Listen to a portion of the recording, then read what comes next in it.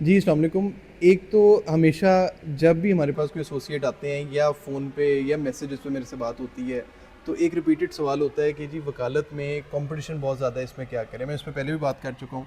Competition वकालत में zero है।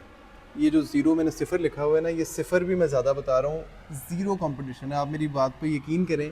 और जो लोग वकालत करते हैं और जो प्रैक्टिस करते हैं और जो रेगुलर प्रोफेशनल ऑफिस से बिलोंग करते हैं, आप उनसे पूछें कि कैसे कतारें लगी होती हैं क्लाइंट्स की और किस तरीके से वो लोग जो है वो अपना दिन स्पेंड करते हैं और पिक एंड चूज़ करते हैं केसेस में। मतलब हमारे पास अक्सर जो केसेस आते हैं, हम लोगों को उनको मना भी करना पड़ता है। उसकी रीज़निंग ये है कि आप देखें हमारी आबादी कितनी है और उसके एवज़ हमारे पास वकला कितने हैं।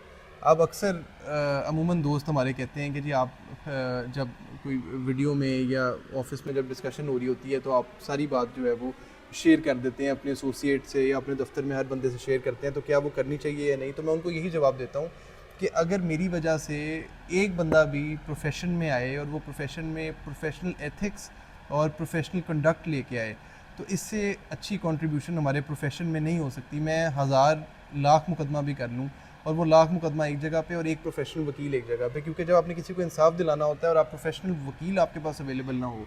आपको इसका मैं एक लिटमस टेस्ट बताता हूँ, एक thumb rule, single thumb rule आपको कोट करता हूँ कि अगर आपने अच्छा वकील देखना है, आप एक दिन जाएं और सिविल कोर्ट में जाके बैठ जाएं, अगले दिन जाएं सेशन कोर्ट में बैठ जाएं, एक दिन जाएं हाई कोर्ट में बैठें, एक दिन जाएं सुप्रीम कोर्ट में बैठेंगे। सिर्फ 5 दिन में आपको पता चलेगा, फिंगर्स पे आप देख सकेंगे कि कौन से ऐसे वकला हैं, चंद एक जो प्रोफेशनल हैं, जिनका एटीट्यूड भी प्रोफेशनल है और जो अच्छे तरीके से ना सिर्फ क्लाइंट को डील करते हैं बल्कि कोर्ट को भी डील करते हैं। कोर्ट को डील करना भी बहुत ज़रूरी है और क्लाइंट को डील करना भी बहुत ज़रूरी है। तो आपको नज़र आएगा कि बहुत कम वकील हैं। हर ज़िले में की मैं बात करूँ तो सिविल के 6 से 7 होते हैं, फौजदारी के शायद 1 या 2 होते हैं। अक्सर वकलाओं को ये बात शायद बुरी भी लगे, लेकिन मैं आपको अपने एक्सपीरियंस से और हमारा जो फर्म का पिछले 5 डेकेड्स का ऑलमोस्ट एक्सपीरियंस है, मैं उसकी कंबाइंड हिस्ट्री आपको बता रहा हूँ और अपना निचोड़ आपके सामने रख रहा हूँ कि प्रोफेशनल वकला जो है उनके लिए इस प्रोफेशन में कोई कंपटीशन नहीं है। और डिग्रीज़ जितनी मर्ज़ी लंबी चौड़ी आप ले लें, उनकी कोई वैल्यू नहीं है। आपकी जो एथिक्स हैं, जो आपका कंडक्ट है, जो आपकी केस हैंडलिंग है, वो डिसाइड करती है कि आप वकील अच्छे बन गए या नहीं। आपकी सिर्फ डिग्री से आप वकील नहीं बनते। मैं नहीं समझता कि आप बड़ी बड़ी डिग्रियां कर लेंगे और आप उससे अच्छे वकील बन जाएंगे। हमारे पास दफ्तर में बड़ी बड़ी डिग्रियां लगी हुई हैं।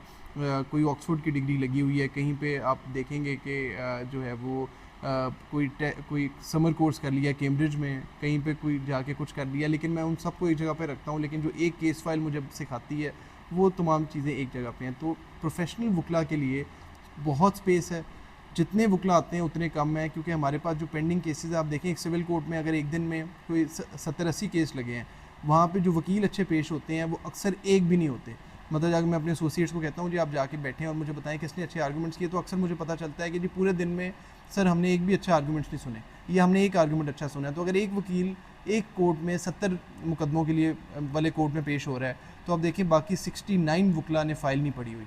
तो अगर आप वो एक वकील को की जगह 10 आ जाएंगे और वो 69 की जगह 59 पे चला जाएगा, तो आप देखिए हमारी एक प्रोफेशनल कितना। इसी तरह जजेस की कमी है, जजेस की भी पूरी होनी चाहिए, लेकिन वकला की पूरी होनी बहुत ज़रूरी है। Thank you so much.